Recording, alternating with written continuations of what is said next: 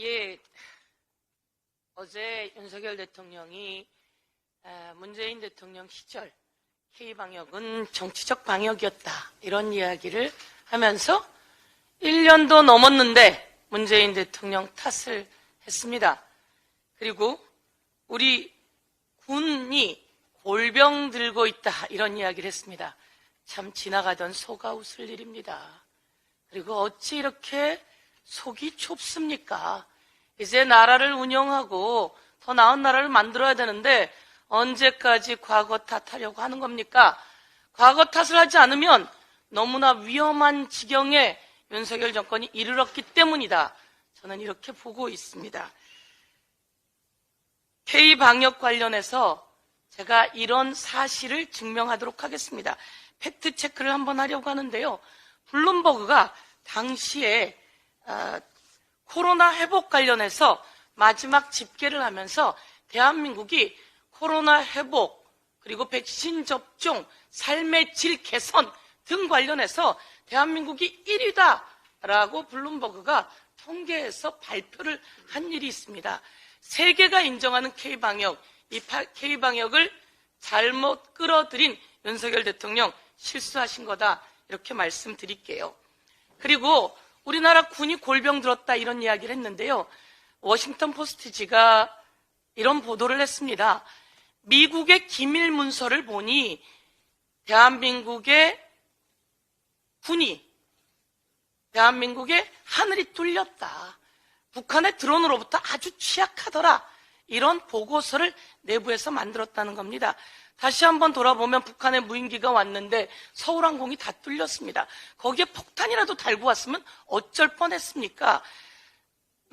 윤석열 대통령이 있다고 하는 용산 대통령실까지 거기는 모두 다 방어가 된다고 하는데요. 그곳까지 다 뚫렸어요.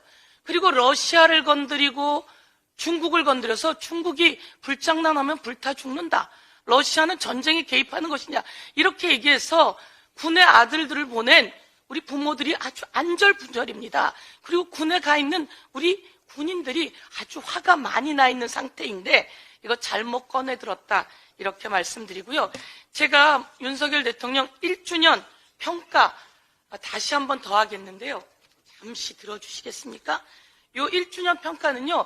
경실련이 교수들 345명을 통해서 평가한 겁니다. 각 분야의 전문가들의 평가입니다. 각 분야의 전문가들이 평가를 했는데요. 문재인 정부는 73년, 딱 1년 됐을 때 평가합니다. 그런데 윤석열 정부, 어쩜 이런 점수가 저는 있는지 모르겠는데요. 21점입니다. 21점. 그런데 이건 정부에 대한 평가고요. 정부에 대한 평가를 넘어서 대통령에 대한 평가를 했어요. 문재인 대통령 당시에 68점. 그런데 윤석열 대통령 19점입니다. 19점. 인사정책은요, 15점이고요. 국민화합 소통 관련해서는 16점이에요. 이런 점수도 있는지 모르겠는데요.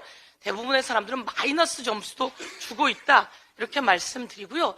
윤석열 정부가 23개 국정과제를 내놨는데요. 그 국정과제 중에 잘한 게 어떤 게 있느냐라고 했더니 여러분 놀라지 마십시오. 잘한 게 하나도 없다고 합니다. 이런 평가를 받았는데 이게 그냥 더불어민주당에서 평가한 게 아닙니다. 경실련이 각 분야의 교수들에게 평가를 낸 것이고요. 국정과제 여러 분야를 내서 한 겁니다. 그랬더니 대통령 점수 19점 나왔는데요. 이런 상황에서 제일 중요한 건 경제입니다. 대한민국 경제가 최악입니다. 국민이 악소리가 나고 있습니다.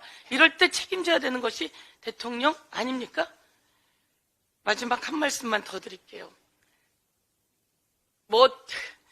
일본 후쿠시마 오염수 방류 관련해서 시찰단을 보낸다고요.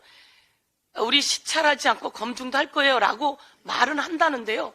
일본에서 그렇다는 거 아닙니까? 니시무라 산업상이 아니 검증 이런 거 없어요. 그냥 시찰하러 오는 거예요 라고 하는데도 우리가 가서 잘 보고 올게요 라고 이야기하는데요. 그리고 국민의힘 정책위 의장이 이게 오염수 방류라 그러지 않고 오염수 처리수 방류, 처리수 얘기를 했다고 하는데 일본 대변인입니까? 친일도 너무한 친일이라고 말씀드리면서요. 제가 이 말씀만 하나 드리겠습니다. 이 방사능 오염수는요.